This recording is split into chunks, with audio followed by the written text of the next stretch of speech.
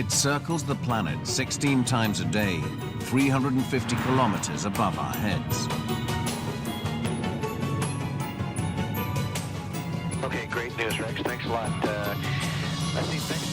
The International Space Station is the largest man-made object in the sky and is home to a crew of 10 astronauts. They are carrying out experiments to investigate how life might be moved off the planet. I'm going to give you some sequence here. Stand by. Such work may one day allow us to colonize the moon or even Mars.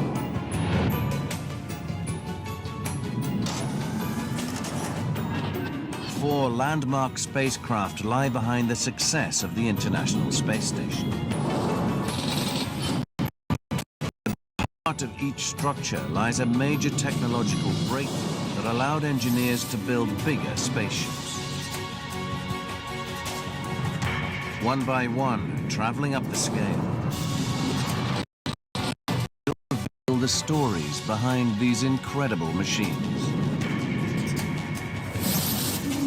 5 ingenious leaps forward that enabled space stations to grow from bigger into the world's biggest.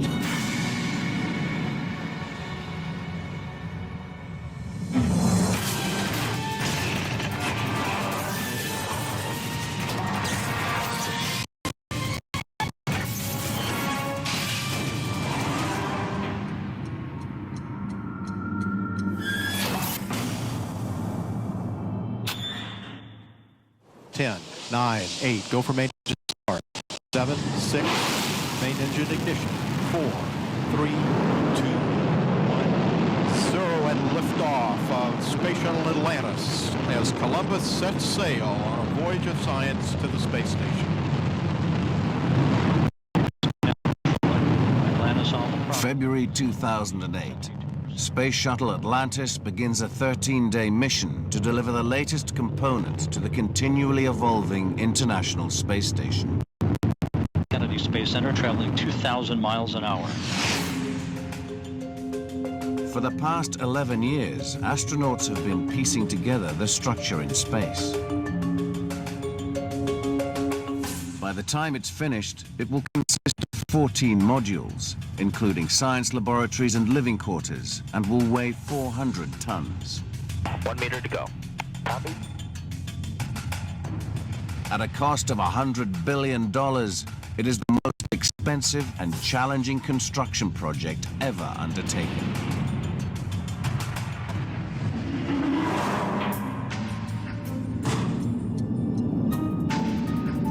To understand how it became possible to build something so ambitious, we must travel back in time. Our story begins at the height of the Cold War. To build the world's first space station, Salyut, Soviet engineers must first conquer the pull of gravity.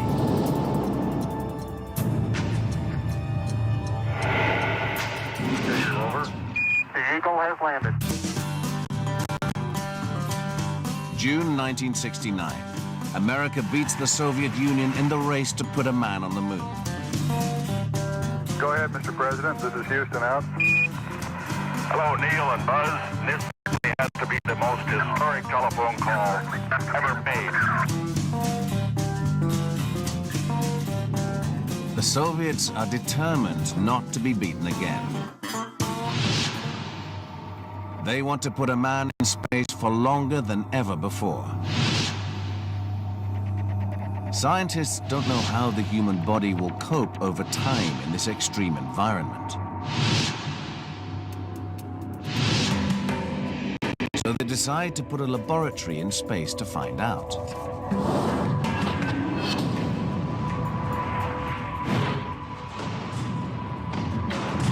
Salyut will hold a crew of 3 cosmonauts.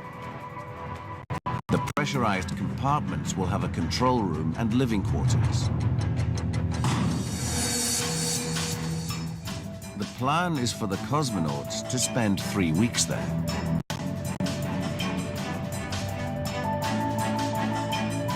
to stay in orbit that long, Salyut must travel at 28,000 kilometers per hour for the duration of the mission.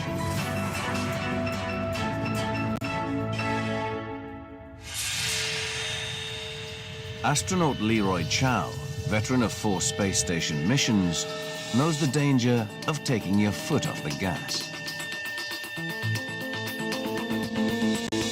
If you're not going fast enough and you go up into space, you're just going to fall right back down. So you've got to get into what we know as orbital velocity, and in that way, the force due to acceleration is going to be exactly balancing the gravitational pull.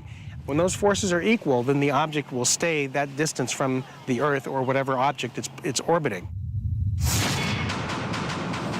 To reach orbital velocity, 28,000 kilometers per hour, Russians strap Salyut to a Proton rocket. Once the rocket is in orbit and Salyut is released, there should be nothing to stop it maintaining this speed. Space is a vacuum. There is no air resistance to slow it down. But unfortunately, this vacuum is not completely empty.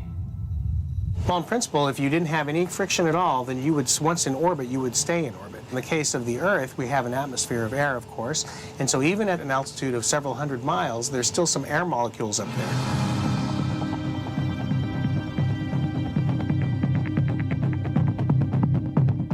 Even molecules of air hitting Salyut are enough to create drag and slow the spacecraft down.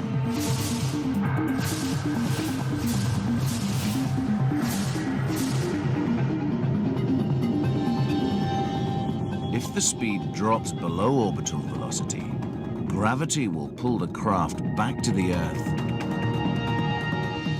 to disastrous effect. So periodically, the space station and other spacecraft need to be reboosted.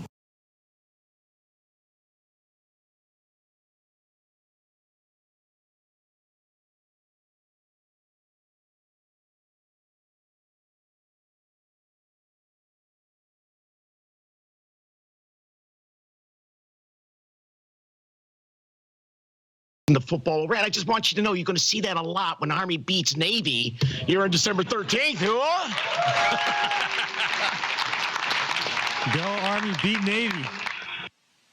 So I just want to leave you one parting message, and from all of us to you, especially to you, Randy, go Army, beat Navy. Ooh-ah! Thanks again for all you do. You're a special people. And sir, Thanks again for all you do.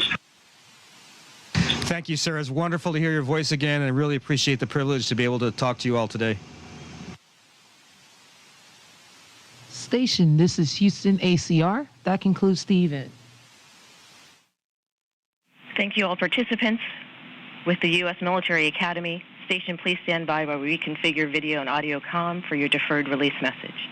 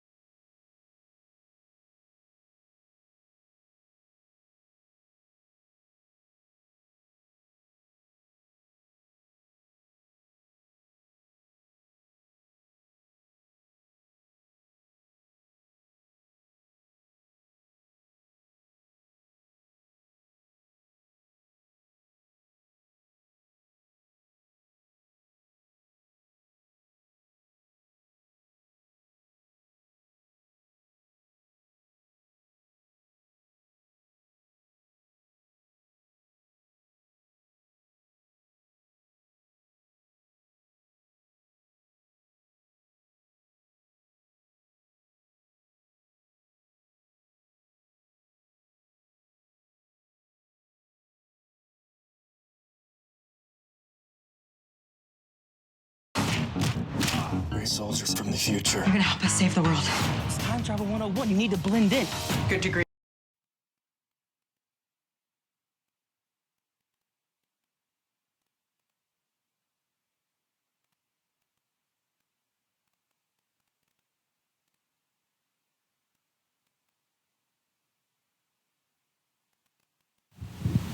As I mentioned before, this was an exciting moment for Piers and Fyodor and I especially. It was our first flight, and we were grinning as we were walking out to the Astro van, getting ready to go to the pad. Interestingly enough, on that day, there was one cloud in Florida and it was over the pad. We got out to the pad and it was raining, but we got up and went into the orbiter anyway. I was the last one in the vehicle, so I had some time to stand at the 195-foot level and just think about what we're going to do and listen to the orbiter kind of hiss and moan and groan, and it was ready to go to orbit, and so were we. It's kind of funny, you're so excited to go and you get out there and you get into the orbiter and you still have about 2 hours or so where you're laying on your back waiting for the 7, countdown. 6, 5, start, 2, 1, booster ignition and liftoff of the Space Shuttle Atlantis. After that first initial kick in the seat, I sort of lost my breath for a minute, so I had to sort of take a breath before I could do my MS2 duties. There was a lot of excitement about our flight, about this camera view on the external tank, and we heard once we got to orbit that it looked spectacular, but unfortunately we couldn't view it till we got down, so it was really neat video.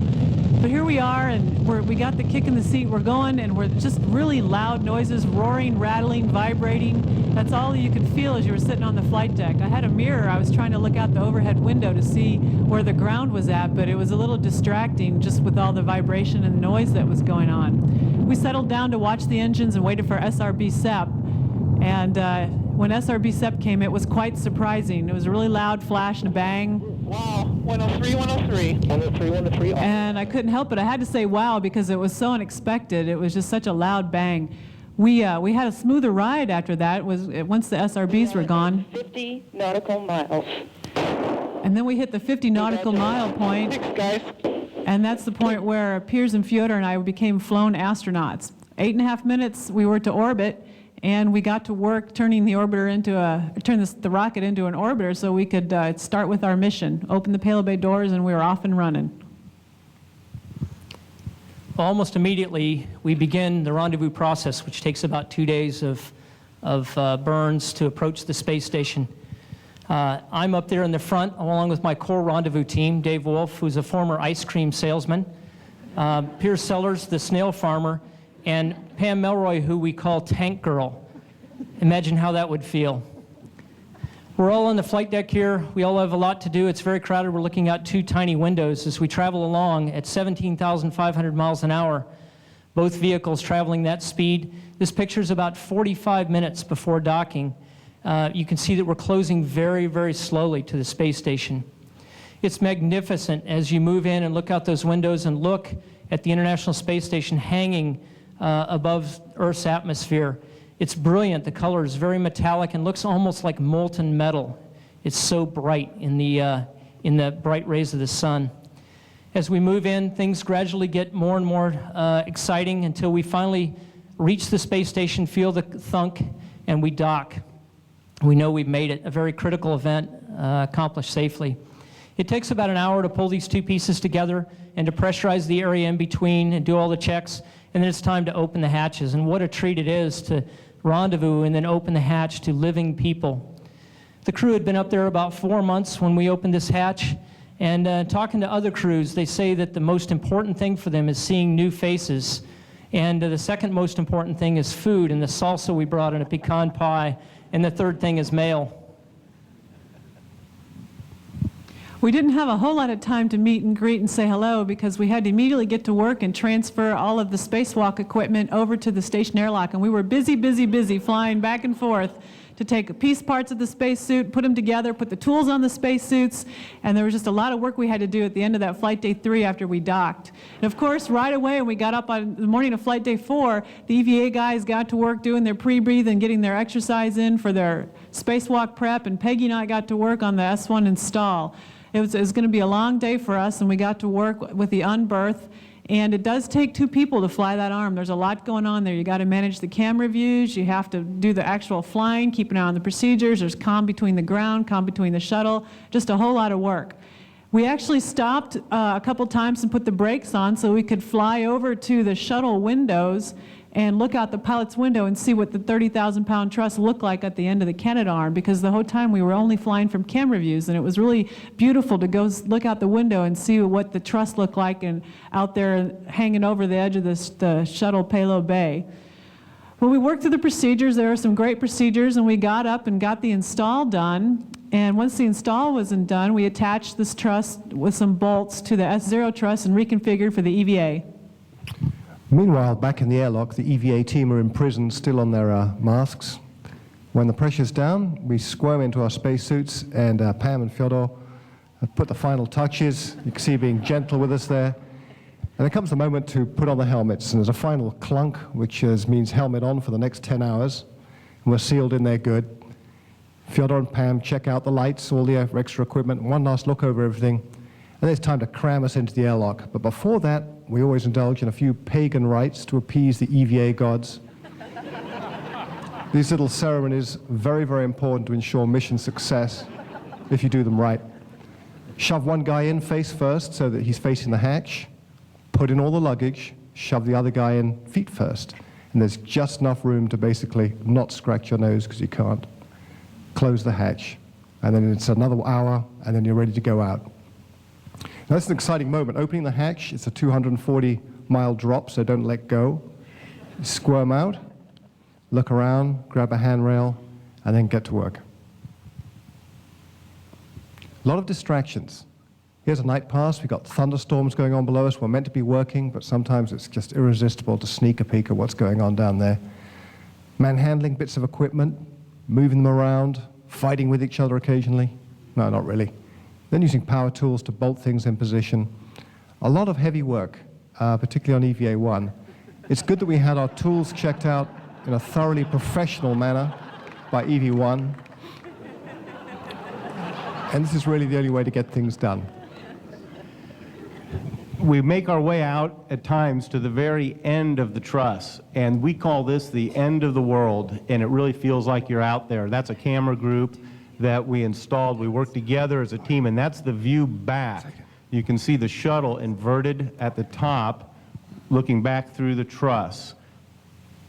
Remember that we have one tether on, and Pam is choreographing our activities the whole time with a detailed checklist from inside. Even though we're alone out there, it really feels with Sandy and Pam in the ground like you have real support. We ride the arm that Sandy is driving much of the time to do the detailed work. And if you happen to dare to look down, which I tried to avoid, tried to mainly focus on the station, you could get these incredible views, which if you let yourself, you can get kind of lost in. There's the empty payload bay. It used to have the truss inside, the laboratory module, the airlock that we have just come out of and we'll go back into after 8 or 9 hours. Total time, 7 hours outside. There's the truss that has been installed. We have many tools and bags of equipment to keep organized, and they're all on separate tethers, and it can be a challenge keeping that straight. This is an antenna that we installed, and you'll see how quickly it goes from day to night, at the same time going from plus 200 degrees to minus 200 degrees. Takes a little temperature adjustment. We're very tired after a little over 7 hours outside in this case. We come inside and we're just happy to be hung on the wall and let Pam and Fyodor do their magic, let us rest, and get us unsuited. You can see as the lower torso comes off this suit, the white garment has thousands of cooling water tubes that keep us air conditioned.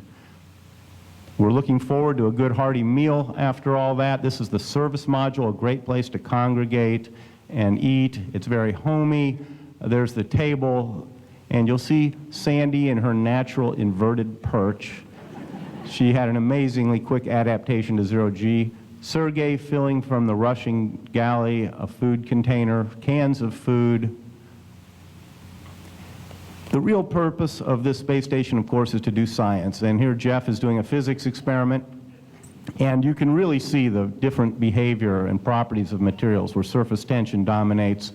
And this space station is truly an international laboratory bringing 17 countries together to ultimately do research in physics, material science, biology, plant biology in this case, where experiments to learn to grow plants for long duration so we can go to Mars and have more natural, fresh food. And it's fun for the scientists too, as Sandy demonstrates in the laboratory with her own experiment.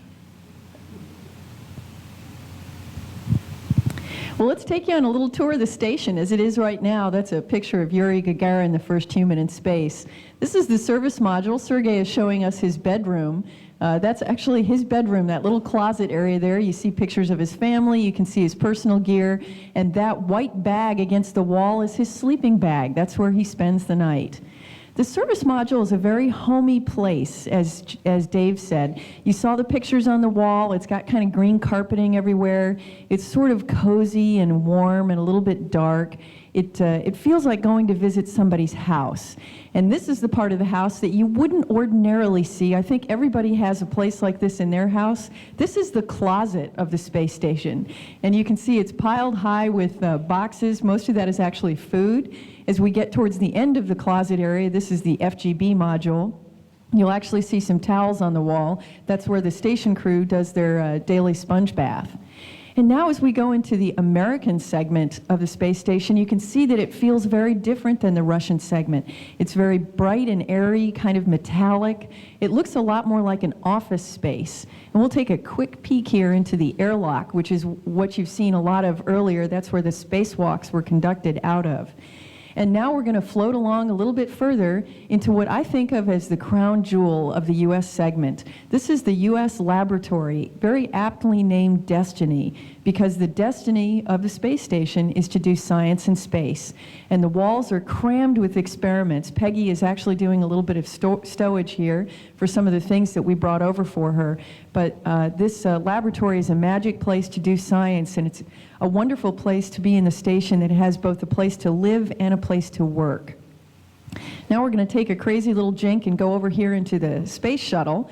And here we are on the mid-deck of the space shuttle, which is a combination kitchen, bathroom, bedroom, and living room for us. Jeff is making some dinner while Sandy is looking at her checklist to make sure we haven't left anything that we shouldn't have aboard the space station. Fyodor's taking a little coffee break there after having helped Sandy move some of these big bags back and forth between the shuttle and the station.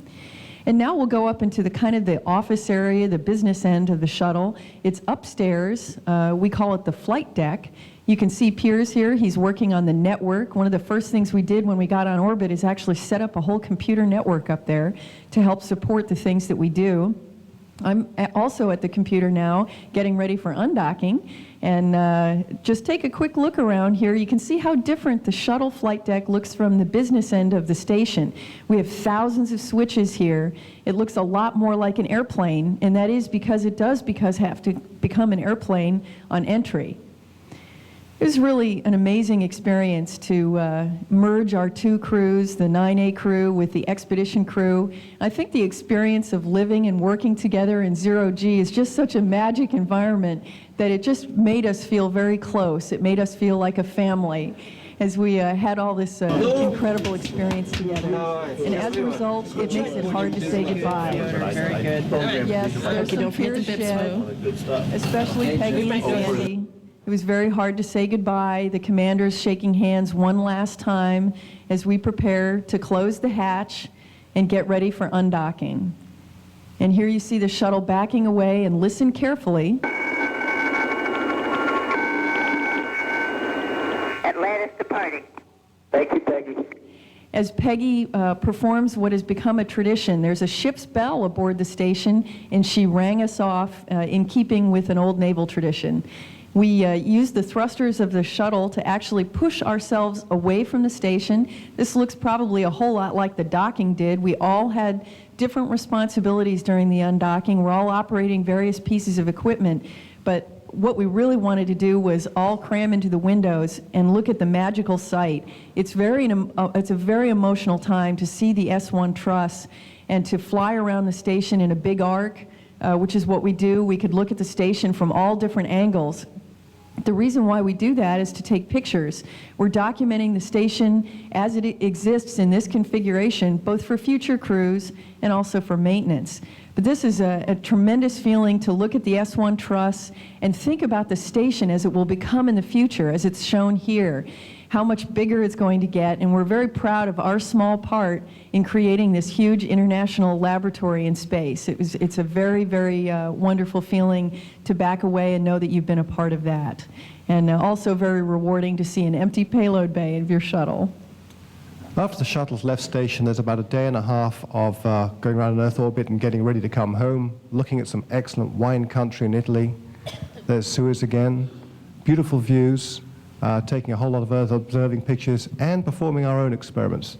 This is Sandy trying to pick up as many M&Ms in one go as she can, sort of like plankton and a whale. Dave is using, I think, a mixture of chewing gum and chicken to keep his food stuck to a tortilla. Various measures of success. Dave needs constant grooming, and this is Jeff doing his part to keep the shuttle clean, starting with Jeff. Dave. Jeff tells us he works for peanuts, and here he is, working for peanuts. And there comes a time when you've got to get ready to go home. Closing the payload doors is part of one of the big landmarks in this process. And then we start working on converting the shuttle from being an orbiting spacecraft into a very heavy, high-tech glider. Get all the gear together, put the seats in place, put some systems asleep, get into our pressure suits, and get ready for the entry itself. Well, we're whipping around the Earth at about 25 times the speed of sound. And so in order to slow down, we do a small burn over Australia, and we come crashing into the atmosphere over Hawaii, using the belly of the orbiter to aerodynamically brake us. We come up across Central America doing about 14 times the speed of sound over the Gulf of Mexico and then up over the panhandle of Florida. Pam and I and Sandy are using the instruments to monitor our progress, and about 50,000 feet, about 4 minutes before landing, I took over control of Atlantis for the landing. I passed it over to Pam for about 30 seconds of practice, and then took it back. This is the view out of Pam's gun sight, or heads-up display. We made the turn to line ourselves up with the runway at the Kennedy Space Center in Florida, and we came down traveling about 350 miles an hour. As we round out and pull out of our dive, Pam lowered the landing gear, and we lined up on the center line and flared Atlantis out for a landing. Now remember, there's no power here. This is our only chance to land, so we've got to do it right the first time. As we roll out in the beautiful Florida sun, all I could think about was get this thing on center line for the final pictures. I almost forgot to put on the brakes. You can see we came pretty close there.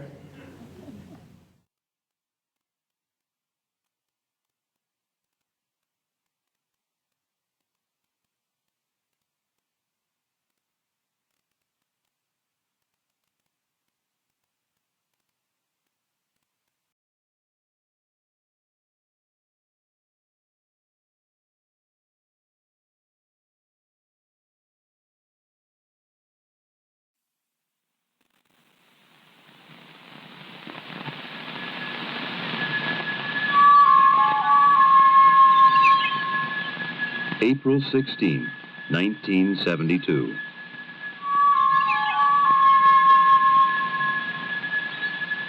Apollo 16, man's fifth lunar landing, sat silently on the pad awaiting its mission. Inside the astronaut quarters, its relaxed crew ate Sunday breakfast. John Young, a veteran of 3 previous space flights, was commander. Ken Mattingly, command module pilot, would conduct orbital experiments around the moon, while Charles Duke explored the lunar surface with Young. April 22nd. Young and Duke would find themselves strapped into a small electric car called the Rover, bouncing across the lunar plateau known as Descartes. The old water bag is working super. This is going to be a good day, Charlie. Yow! Woo! Man, that's a great. big skid. We're doing 10 clicks, Tony.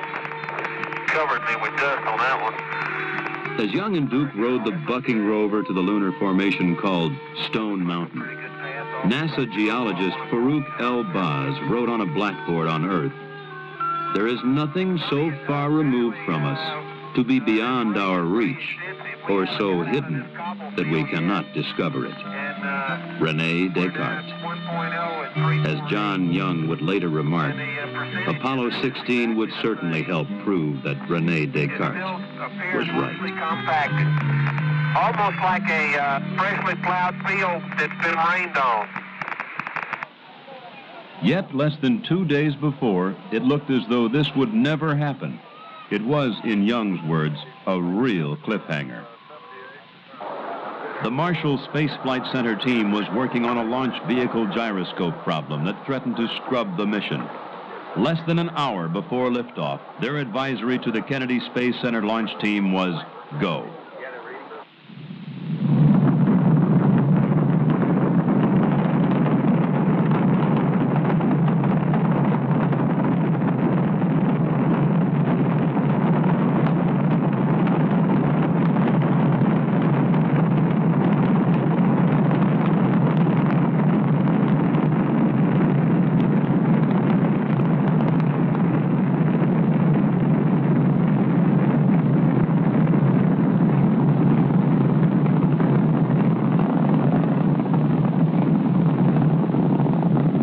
Liftoff had been perfect. During the 3-day flight to lunar orbit, the problems encountered had been more annoyances than critical, such as paint flaking off the lunar module, and later a jammed antenna in one of the lunar module's several communication systems. All in all, it had been a quiet flight. April 19th. The burn into lunar orbit was right on. Hello, Houston. Sweet 16 has arrived. The subsequent maneuvers all went without a hitch. Then the next day, April 20th, Young and Duke undocked the lunar module preparatory to landing, leaving Mattingly in the command module.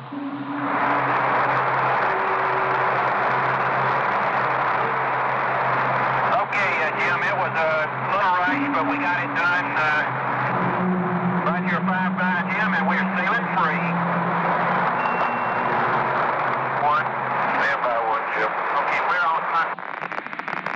The next maneuver was for Mattingly to burn the main engine of his spacecraft to put it into a circular orbit. But as the lunar module emerged from behind the moon... No, sir. Copy, no, sir. No, sir. No, sir. Okay, guys. No circ. In preparing for the circularization burn, Mattingly had found apparent uncontrolled oscillations in the main engine's backup control system. Following mission rules, he did not make the burn. How long do you think it's going to take them to get rendezvous, Jerry? I think your estimate of a couple of 3 reds. With the backup system having trouble, only the primary system was known to be usable on the engine needed to get the astronauts out of lunar orbit and back to Earth. However, the lunar module engines could be used if the 2 spacecraft were docked. The first step in the problem-solving technique: stabilize the situation in the safest manner. Get the 2 spacecraft, which had separated, close enough together to dock, if necessary. To get them back together, get the things back that they want them, get them mentally prepared to do what they're going to do. But now, don't take that as input. I'm talking out loud. I want to say something unless I'm sure. I don't see any way we can continue on. At that moment, the chances for a landing looked pretty slim. But you look at a problem step by step. Step 1 underway, you look at step 2. Analyze the problem as completely as possible within the time frame. We should make sure that that's gone, but there's no way, you don't have any other redundancy or other routes? And in lunar orbit, Mattingly flew the command module to a rendezvous as Young talked him in. Okay, fine. Why don't you tell me what to do there, John? Okay. Word's coming back kind of initially from North American that they're suspecting a rate feedback. Building 45 is Jimmy to it. The team was coming up to speed, not only at the Manned Spacecraft Center, but from MIT in Massachusetts to North American in Southern California. Isolate the trouble, simulate it, evaluate it. You can't use it. If you get a broken wire, you don't know it's going to come back again. You now like I'm drifting the other way. Not according to my needles. Okay, I'll believe your needles. Of course, then you would have had no options. Go ahead. I mean, then it's full speed ahead. I just don't much see how we can make it on this next rev. I think you guys ought to continue to work. So you'd only do it if you had a failure on the primary. Well, how would you ever get the damn thing trimmed then? Well, I would, if I had a failure in a primary, I'd shut it down. Yeah, we must be going in the right direction then. Yeah, you're going to get there. Yeah, but I want you guys to go simulate it. Isolate, simulate, evaluate. The results were coming in. It was beginning to pay off. The simulator tests and other data were showing that with the engine on, the oscillations would do no harm. Despite the earlier pessimism, it was beginning to look pretty good. Okay, when you come up on AOS, on the next rev 15, we'll give you a go or no-go for another try. Manned Spacecraft Center Director Dr. Christopher C. Kraft, Jr. just came back into the control center after having attended a meeting by management people in one of the back rooms, and the situation is go for landing. Well, have at it, babe. So we're going to try. And you do have a go for another try here at PDI on Rev 16. Once more, they would pass behind the moon. And on the next revolution, John Young and Charlie Duke would start their swift descent to the Descartes Plateau.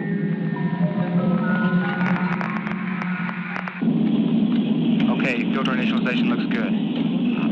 Right on time. Feel that beauty? Come on. 200. Pro. Pitch over. Pitch over. Huh? And here it is, Gator, Lone Star. Call me the thing, Charlie. Okay, 40 degrees, 38 degrees. Right Helmet on dot, north ray. Okay.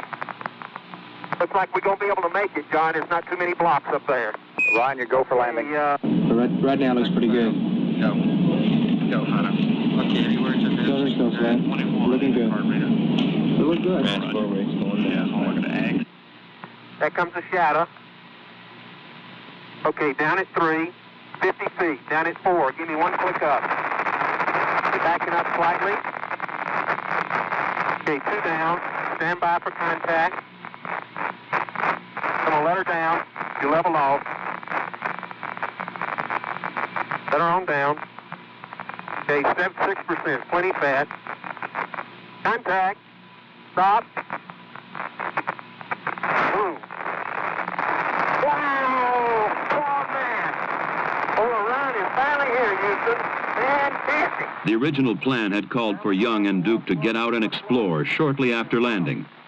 However, the near abort had lasted 6 hours. The tired astronauts would sleep. Okay. April 21. Mission Commander John Young stepped onto the Descartes formation, 11:58 a.m. Eastern Standard Time. They are mysterious and unknown Descartes. Pilot planes. Apollo 16 is going to change your image. While their activities were monitored by Mission Control, Young and Duke were also observed by scientists, located across the hall in the Science Support Room. After unloading the rover from its storage bay in the lunar module, they planted the flag. Hey, John, this is perfect with the LIM and the rover and you and Stone Mountain and the old flag. Come on out here and give me a salute. Big Navy salute. Off the ground, one more. There we go. Good. Young set up an ultraviolet camera to provide the first astronomical observations from the moon. He took pictures of the Earth's upper atmosphere and magnetosphere and their interaction with the solar wind. He also photographed the interstellar gas present throughout space and the ultraviolet halos that appear around galaxies. Astronomers have long wanted a telescope on the moon. Perhaps this experiment would show the moon an ideal base for future astronomical observations. You want 2 pans? Yeah, we would like to. John, sir. I'm not leaning on Duke drilled a hole into which a heat flow probe was to be placed, part of one of the experiments attached to the station. As Duke drilled, Young set up the central station and the remainder of the experiments. Then, what many considered the biggest disappointment of the mission. Probably just some rocks down there in the regolith, Tony. You know, it looks, I bet it's just like the side of that fresh crater we saw back near the limb. Charlie, what? Something happened here. What happened? I don't know. Here's a line that pulled loose.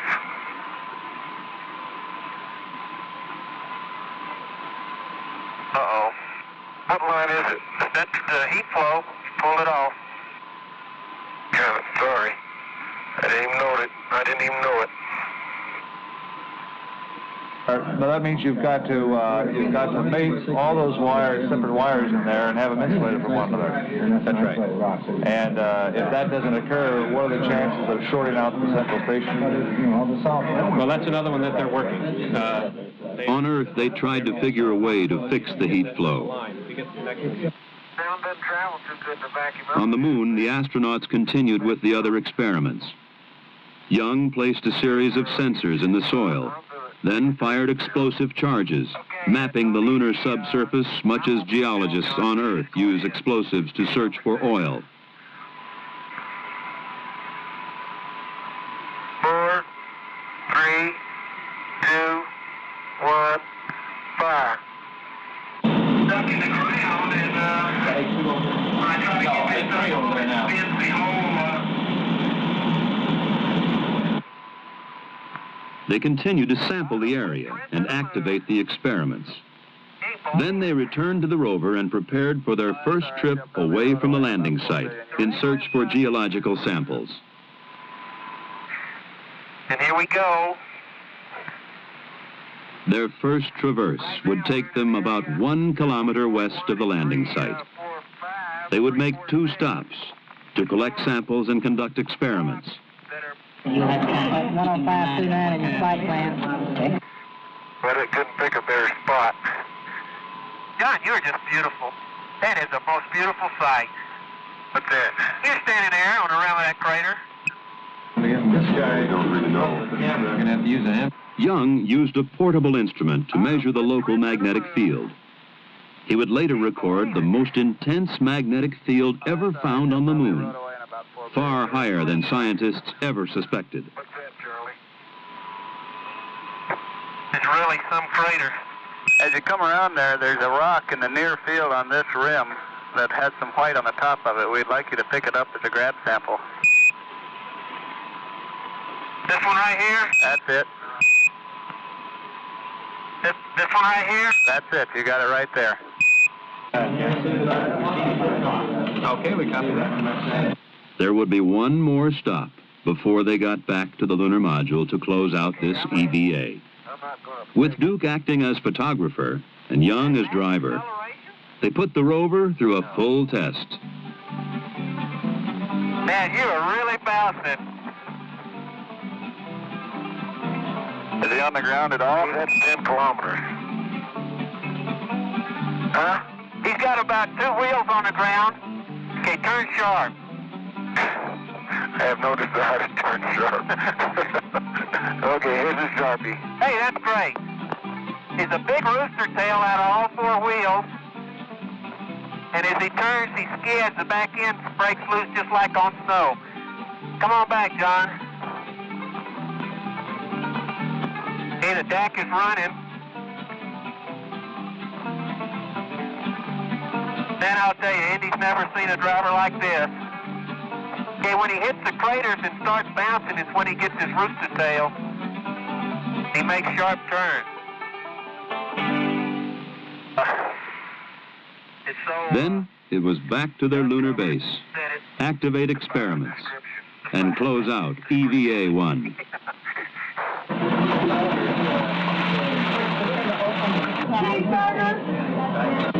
Be wise exercise, is that right? Physical fitness, gym level?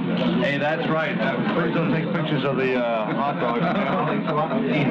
Showing the low residue, high protein diet. Anybody got any? On Earth, the scientists took a break. Tomorrow would be another busy day.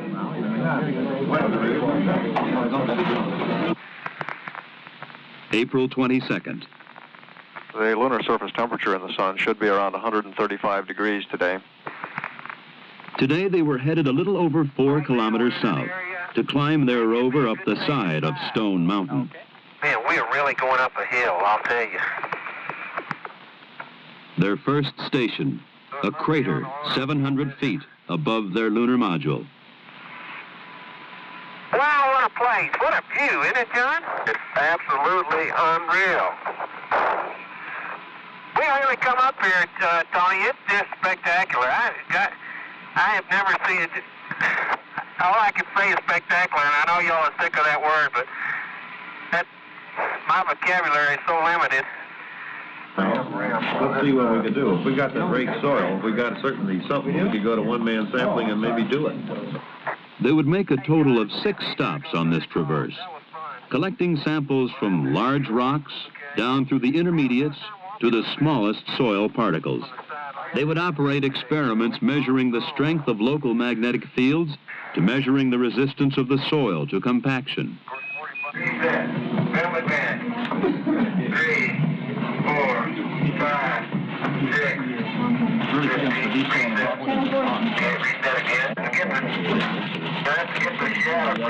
Far away is that crater?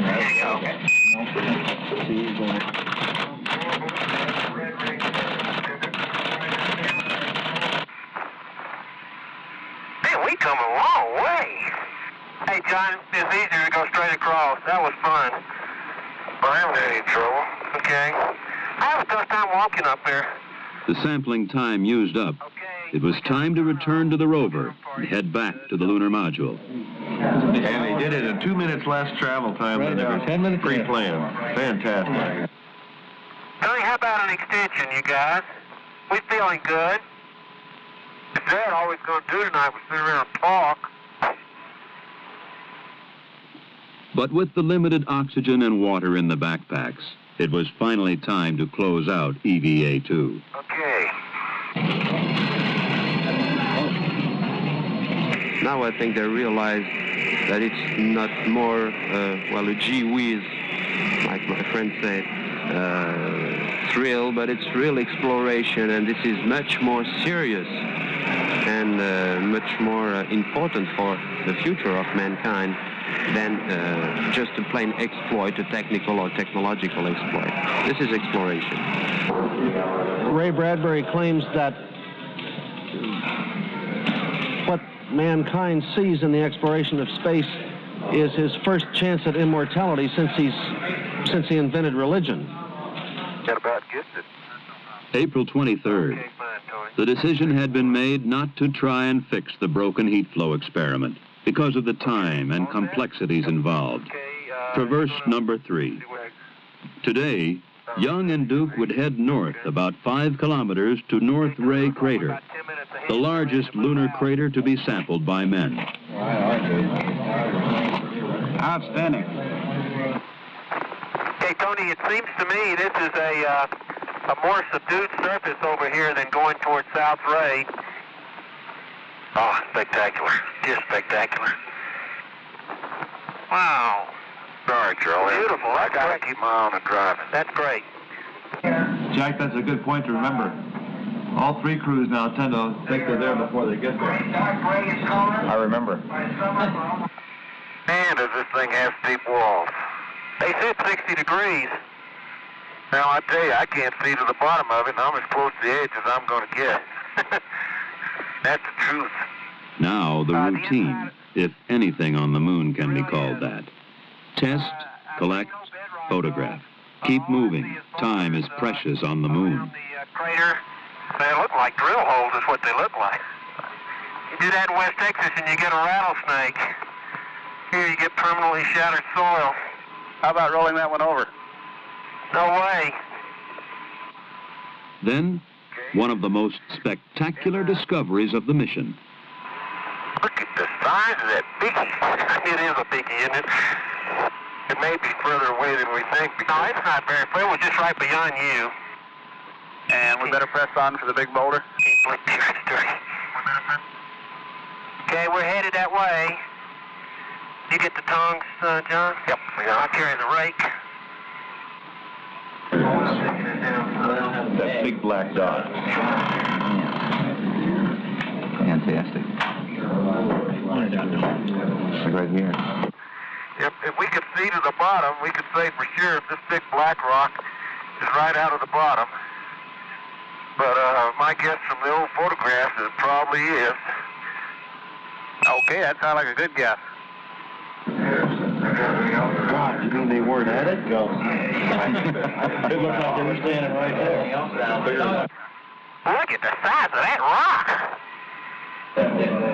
Curious what they're going to look like when they stand next to it. We can see. The closer I get to it, the bigger it is. Yeah, but look at the permanent shadowed part, Charlie. On this side over here? Yeah. And as our crew slowly we bet upon it, disappeared into the sunset. Well, Tony, that's your house rock right there. Very good. Don't get too near the edge of that thing. It falls off. Look over at your right. It falls off pretty good. Yeah, I know. Yeah, keep going. Can't believe it. I can't either. Okay, let's go on back. I am. Be right with you. And we encourage you just to look for some variety. But now it was time to head back to their base and close out the EVA. All right, we think you could just about head south now. Yeah, the only reason. That's it. We're going, home again, jiggity jig. During the previous EVA, a section of a rear fender had come off the rover, causing the astronauts to receive occasional showers of lunar dirt. And it's a beautiful sight. Young parked the rover, then moved out to join Duke, enter the lunar module, and prepare for liftoff. Boy, Houston, the beauty of this place is just absolutely incredible. Smile, FAO. Don't be mad. We'll get it up there. See how nice and leisurely it's been? That's the way it should be, getting ready for ascent. 10 seconds. What a ride, what a ride.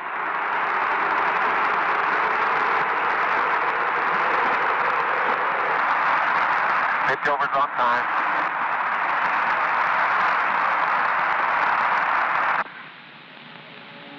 Together in orbit, the two spacecraft pirouetted, each inspecting the other.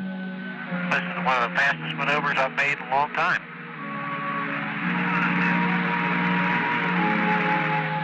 The inspections complete, the command module and lunar module maneuvered to docking. John Young, Ken Mattingly, and Charlie Duke, reunited aboard the command module, settled down for tomorrow's tasks. Jettison the lunar module and burn out of orbit to come home. April 25. Ken Mattingly left the confines of the command module cabin, 173,000 miles from Earth. As he orbited the moon, he had not only made visual observations, he had been operating a complex series of experiments. Many of these had returned instant data to Houston. Two had taken thousands of high-resolution pictures of the lunar terrain. Now, Mattingly retrieved the film canisters and made his way back to the cabin with them, as Charlie Duke stood in the hatch to help him. It had been quite a mission. In John Young's words, I think we've seen as much in 10 days as most people see in 10 lifetimes. April 27, the last day. The crew looked out their windows through the 5,000-degree fireball of re-entry at their native planet.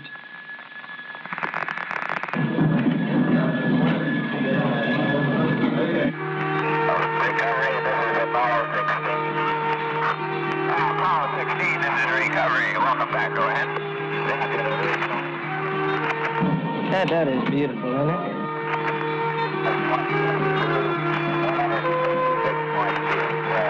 Now they're blooming. Beautiful. There they are. Beautiful.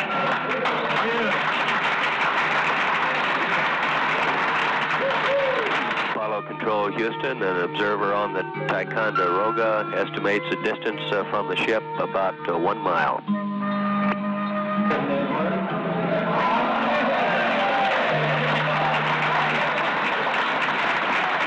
Just got it on inside.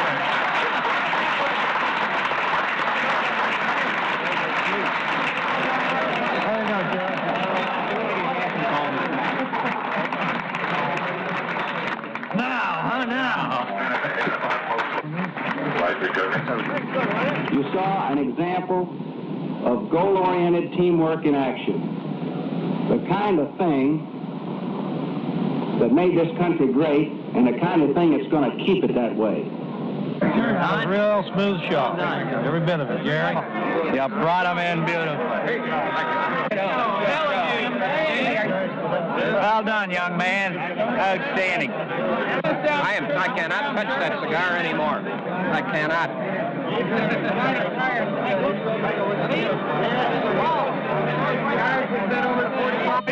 I told them they're going to improve the skyline. We're in trouble. Mike, congratulations. Well done. Yeah, we get one more. Well done. One more to go.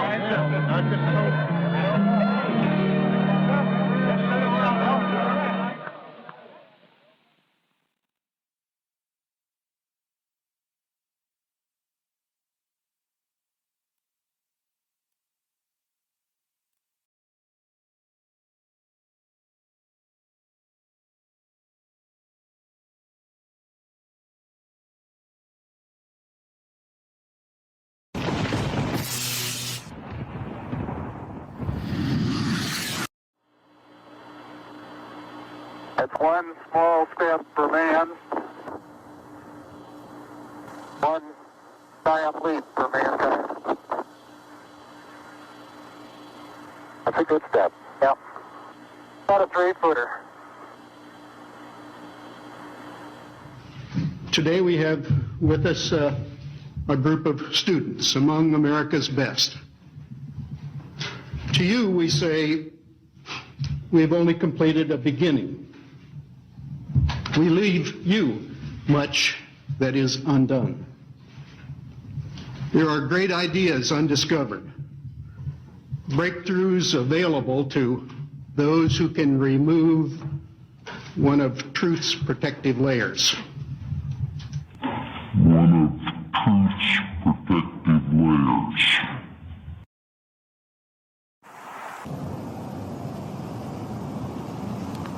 You are about to embark on a one-way journey to the greatest lie ever told.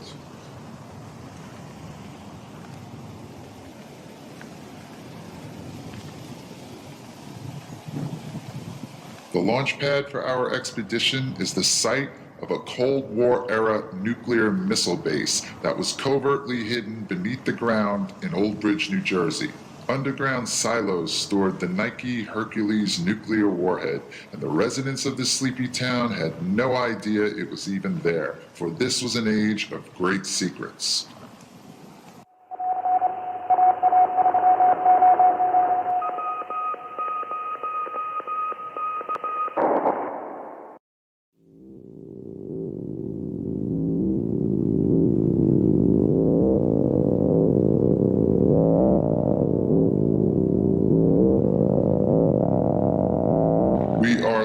Phenomenon now called colored banding, and I've taken this all from Apollo 16 footage. You can see that every time something goes by the camera lens quickly with any pace to it, it gets this colored banding on it. And that goes for shadows as well. I'm going to slow it down here so you can see when the shadow is created, the colored banding happens, and that's a freeze frame of the color banding around the shadow. This is Station 2, Apollo 16, and just get a perspective for how far the astronaut on the right is.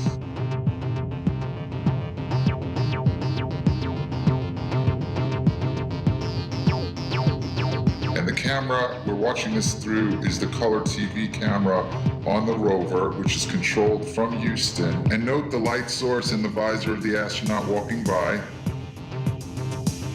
And now we're going to cut a little further in this clip. Pay attention to what happens. Just a very pressy sight as far as the boulder goes. They're all angular.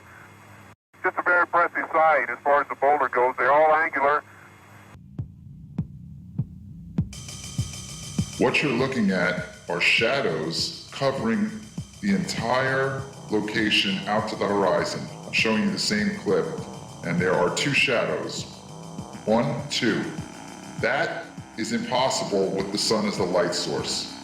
The only way this could be possible is if it's an artificial light source, because there's nothing tall enough there to block out that much space. And I showed you how far the astronaut is from the rover. And these shadows are covering the entire location. And this is black and white normal speed. See his backpack, light, shadow. Okay, now let's take one black and white, slow down. Also note that the image is shaking because the other astronaut is at the rover. It's as if something has fallen across the light source, causing fast-moving shadows. The banding reads on the back of the astronaut's backpack, but it doesn't read in the black zone because the lens only puts banding on things it can read, and it can't read a shadow in the darkness. If the light source is the sun, how do you block out the sun with two guys on the moon? How do you block it out? You can't block out the sun for that long of a shadow. Astronaut Charlie Duke is out there in the distance. Astronaut John Young is back by the rover. So who's causing the shadows?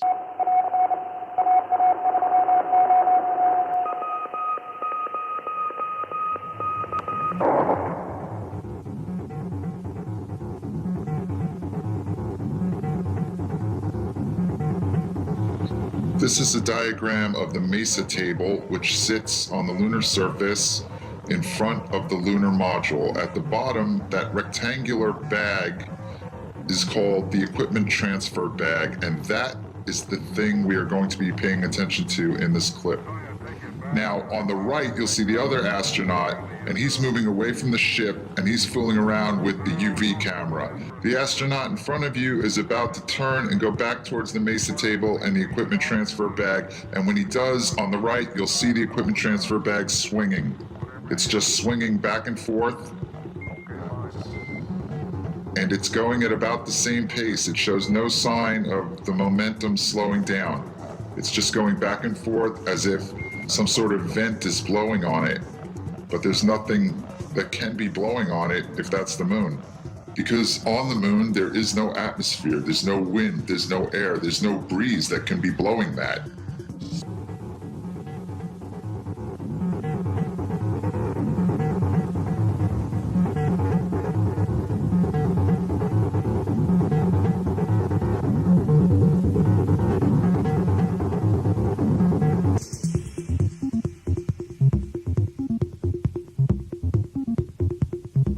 This clip is from the closeout of EVA-1, Apollo 16, and the next clip is from the closeout of EVA-3, also Apollo 16.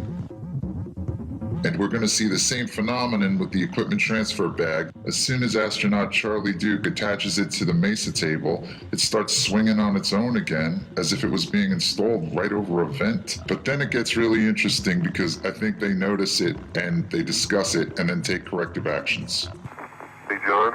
Yeah? Take a look. So.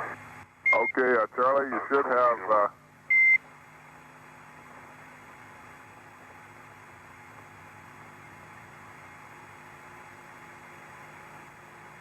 Charlie, you should have 7 Hasselblads and 3... Now you're going to see Charlie Duke take corrective action. He's going to walk over to the swinging ETB bag. He's going to remove the camera that's attached to his chest. He's going to put it on top of the MESA table, and then he's going to put his camera in the ETB bag, and then he's going to remove the bag from the straps, and he's going to place it on top of the MESA table so it's no longer swinging from the straps. And there's obviously a voice we can hear organizing the charade-like diversion you are about to see. Where's the bag that the good old UV. Hey, Charlie, did you throw my camera away? No, I didn't throw your camera away. Where is it? Over there? Yeah. Okay. The bag that the what? The bag that the what? He's obviously hearing a voice we can't hear who's telling him what to do.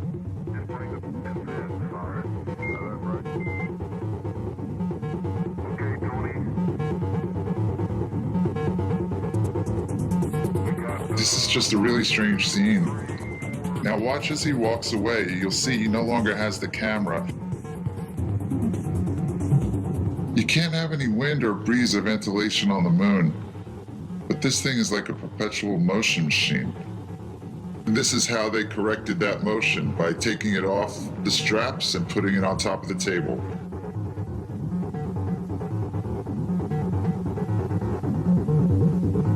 Okay, now let's go back to the first clip from EVA-1 again, and you see the bag swinging on the right. I'm revisiting this not so much to look at the bag, but that strap in the right-hand corner that hangs down from the ship. Keep your eyes on that strap because it's about to get hit by an object. What are we going to do with this thing? Can we throw it away? Leave it under the, throw it away, it's empty. Pull it straight up, there you go. That crummy thing. Well, that's okay. Yeah. So the strap was hit with momentum, but it exhausts the momentum and it slows down and it practically comes to a complete pause. And that's the reason I'm showing you this, to illustrate the fact that you can see momentum acting naturally in this clip. Let's take another look at it. But notice how that strap responds to gravity and responds to the momentum dissipating, whereas the ETB bag does not. It goes at a steady pace throughout both clips from EVA-1 and EVA-3.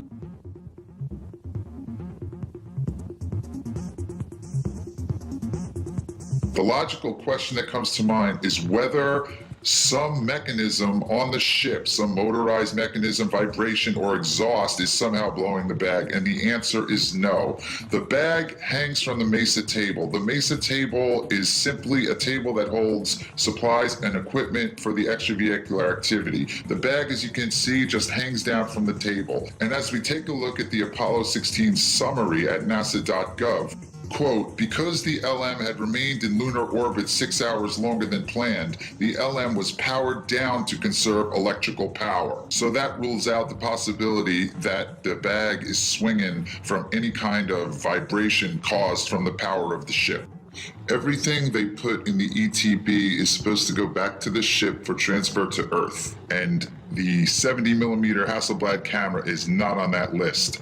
Furthermore, it is common knowledge, also listed in the lunar surface procedures, that the 70mm Hasselblad cameras were left on the moon.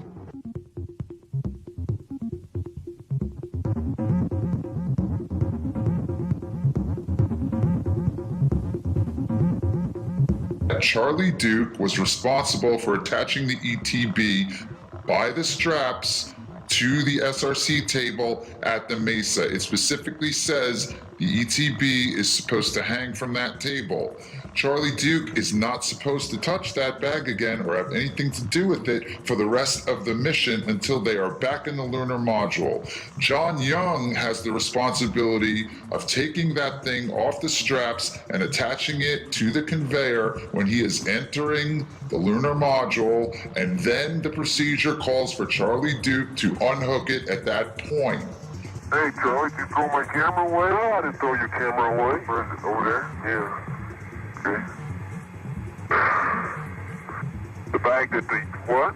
What's going on right now with him removing the bag and then putting it on top of the table is a total break with protocol, and any break with protocol is by definition a contingency plan, and that's why Charlie Duke and John Young seem so confused in this scene. We got 1, 2, 3, 4, 5, 6 Hasselblads, 3 DACs,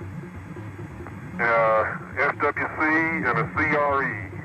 The maps, various other things. Various other things. The problem with various other things is that various other things are not listed on the lunar surface procedures. Various other things directly refers to the camera, which he just stuffed into ETB. Okay, let me drive this up the hill. Okay. This is a lie.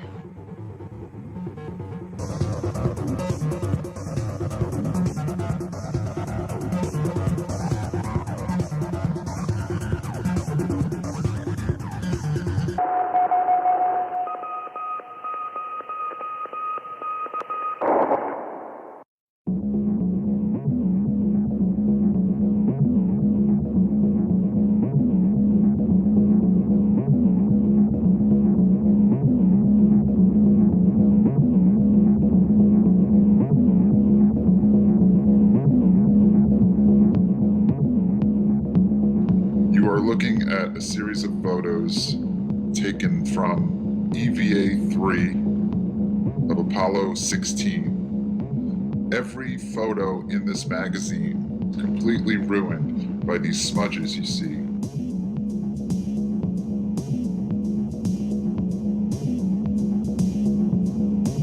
At the bottom of the images, the number 39, that identifies the camera these were taken with. There were 2 cameras used for 70mm shots during Apollo 16, number 39 and number 33. Those numbers are etched on the resu plate, which is a glass plate that faces the film. It's in between the lens and the film, and it has these crosshairs on it, and it also has the identification number on the bottom of the resu plate. All of the damaged photographs were taken with number 39. 162 photos on magazine 116E, and there are some other damaged photographs with this exact same pattern on magazine 114B.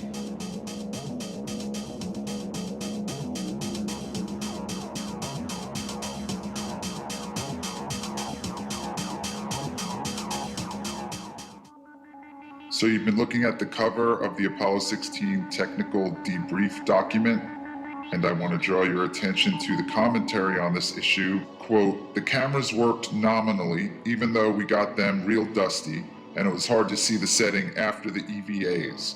We wiped them down with a wet cloth inside and changed the film outside. Not only that, I guess according to the photo guys, we got some dust inside on the resu. The camera still worked, although it left a couple or 3 streaks across the film." Notice what John Young says about the photo guys. This raises an important point. We'll digress for a second to discuss one of the main defenses that people make to show or argue that we had to have gone to the moon. And they often say that there would have been so many people involved in the conspiracy it would have been impossible to keep it quiet.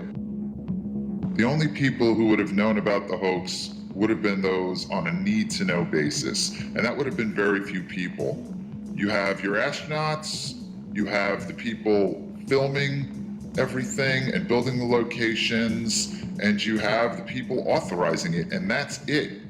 Everybody else would have been doing their one task in the line and sequence of events that they were responsible for. And this segues into another defense made by people who believe we went to the moon, and that is, why didn't NASA have them do things over after they made mistakes? And the reason for that is that this was live, and not everybody was in on it. And those hundreds of people you see at Mission Control, they're not in on it. You got the surgeons, they're monitoring the heart rate. You have the data guys, they're monitoring whatever is coming in on their feed. And everybody is looking at a live event, and all over the world, people are monitoring a live event. So there were no do-overs.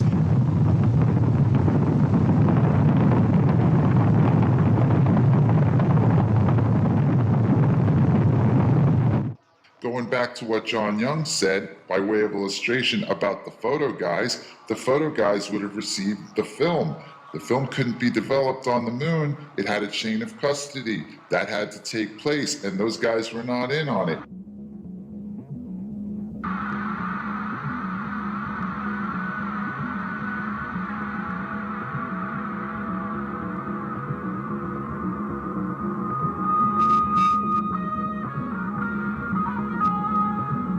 Now this is the cover of Apollo 16 mission report, and let's go to the equipment section, paragraph D.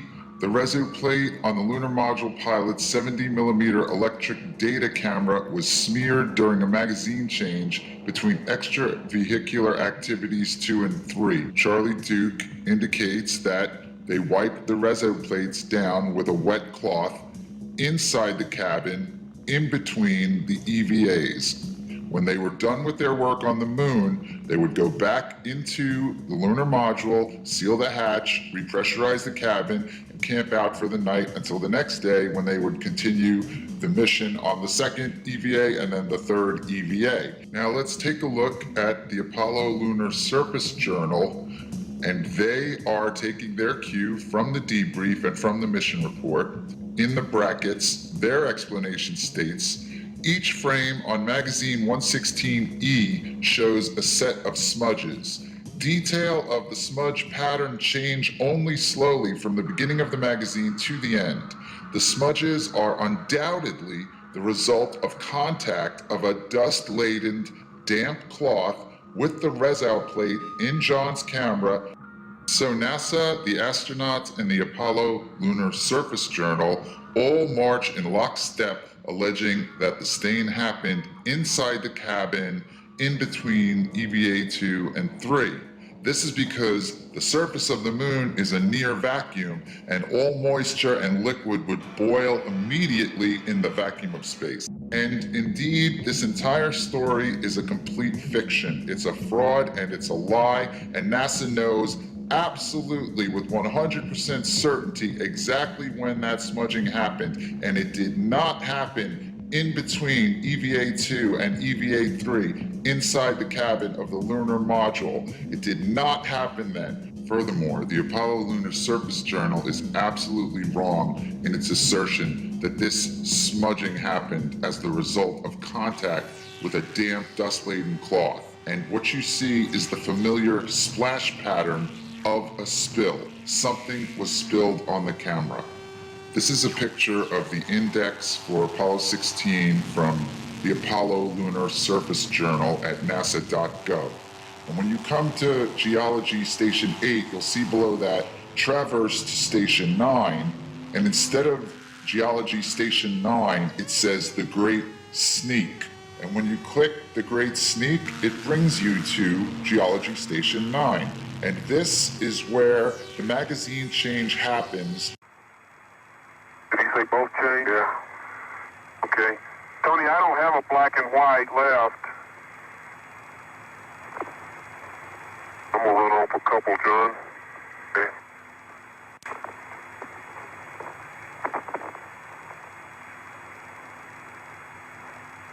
I'm out. 3 frames to go and I'm out. Okay. Okay, magazine, Bravo's got something in it. A few frames. You used about 50 on it yesterday, and we can use magazine Delta. Both put color on. Is that okay, Tony? Okay, that sounds fine. Let's put Bravo on John since he doesn't shoot while he's driving. And here are the final 3 shots taken with 107C directly at Station 9 during EVA 2. And these are not marked by the smudges. Concluding that magazine at Station 9, none of them are marked by the smudges. They are absolutely perfect.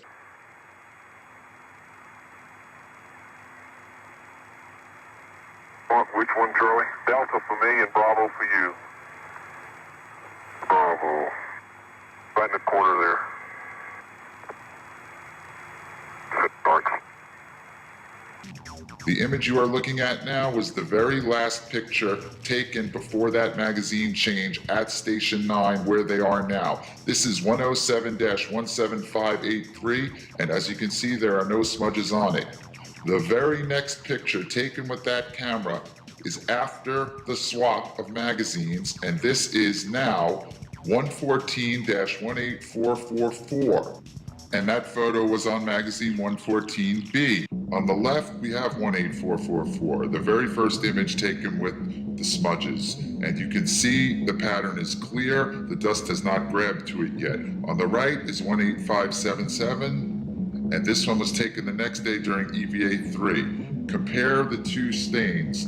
The streaks are the same. These are the same exact patterns. The orange juice dried and it's stained in the same way. The streaks match. See the first long streak on the left, and then look to the right image and that same long streak is there, and it becomes obvious that this is a spill pattern of orange juice spilled on the glass that persisted over 2 days.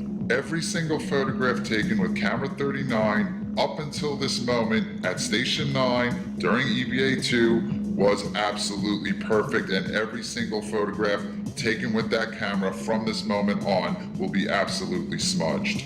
If the astronauts had wiped the cameras down with a damp cloth inside the cabin later that evening, we would not see the stain pattern the next day during EVA 3.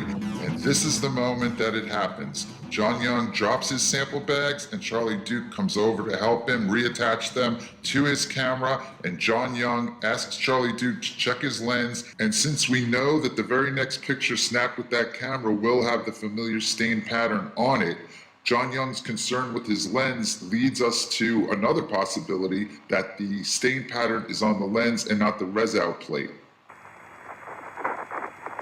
Drop your bags again, John. Yeah, tape came off, Charlie. Oh, that thing did come off, didn't it? Yeah.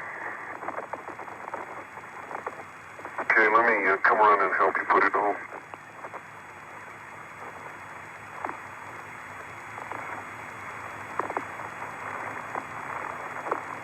Okay, yeah. Well, tape's still there. This thing just peel off on the tape.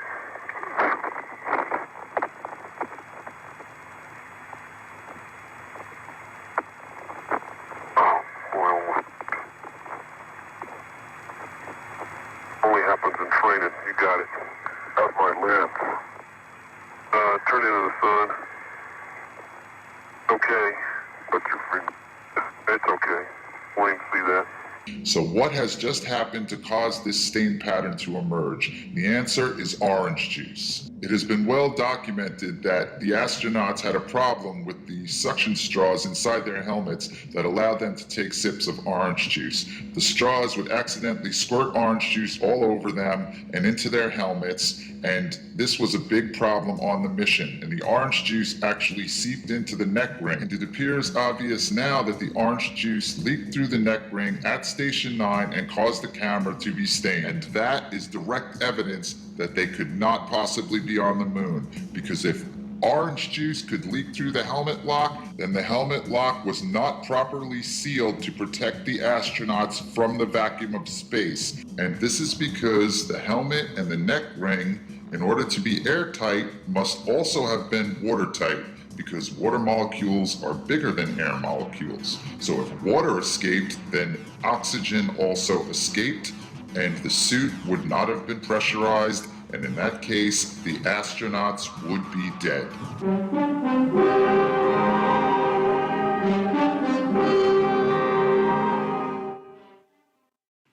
To better understand the purpose of a lunar spacesuit, let's let our friend Andy Astronaut demonstrate the hazards lunar explorers will encounter. If Andy were to step out on the surface of the moon without a spacesuit, this is what would happen. In the near vacuum of space, the gases within his body would immediately expand.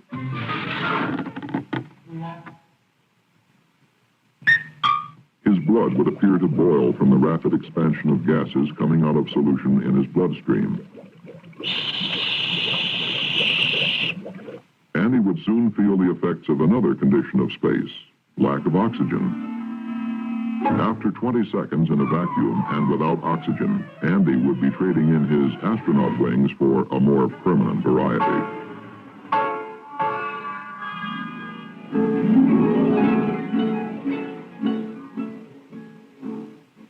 Okay, now let's go back to the Apollo 16 technical air-to-ground voice transcription. Charlie Duke says, "Okay, Houston, do you read us? Over." "Yeah, we read you fine, Charlie." And then Charlie Duke says, "Okay, we had one heck of a time getting our helmets off. It turns out that this orange juice is the best cement you've ever seen. It seeped down in between the seals and the helmet and the ring, and we couldn't get the thing unlocked without a great effort.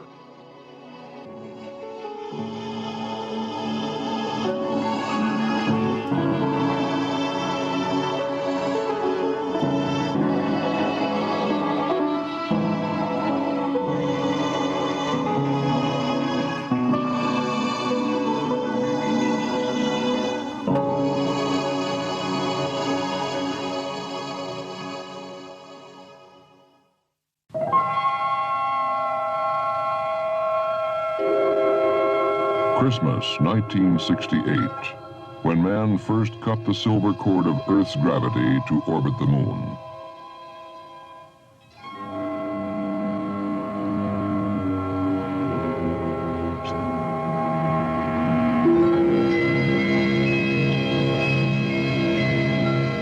In the year 1675, Sir Isaac Newton was asked by his fellow scientist, Robert Hooke, how he had accomplished so much.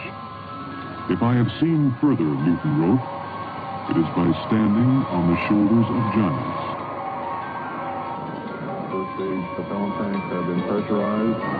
The engines will build up to a thrust of 7.6 million pounds. T-minus 30 seconds. We have a cutoff. May 18th, 1969. We were almost ready. Man had orbited the moon once. Man had test flown the lunar module, the lunar landing craft, in Earth orbit once. But before we would commit men to a lunar landing, there were still a number of things to be worked out. This was the mission of Apollo 10. In the words of its commander, Tom Stafford, to sort out all the unknowns and pave the way for a lunar landing.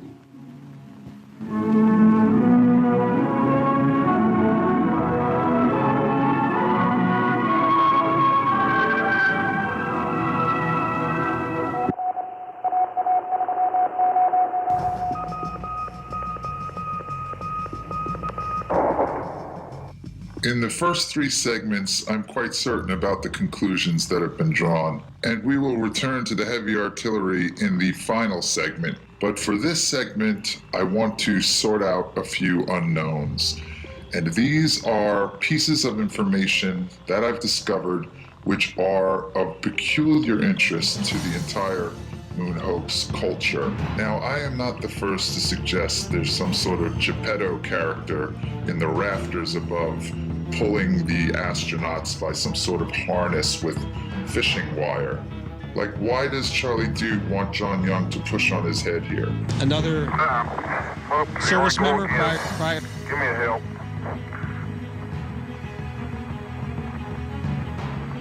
There you go. Okay, just push, start pushing on my head. Give me a hand.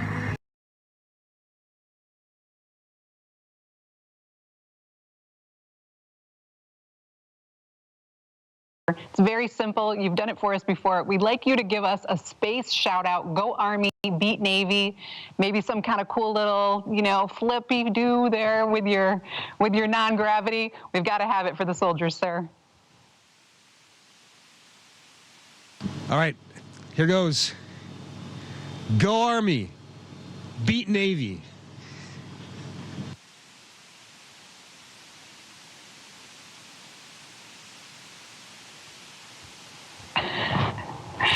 Sir, they said there was a little bit of an echo on my first question, so I'm going to restate it for you. Why is it important for the Army to have astronauts? It's important for the Army to have astronauts because it's a long-standing tradition that the Army participates in our nation's exploration. As far back as Lewis and Clark, we had Army officers, Army soldiers participating in pushing the boundaries of where humanity goes.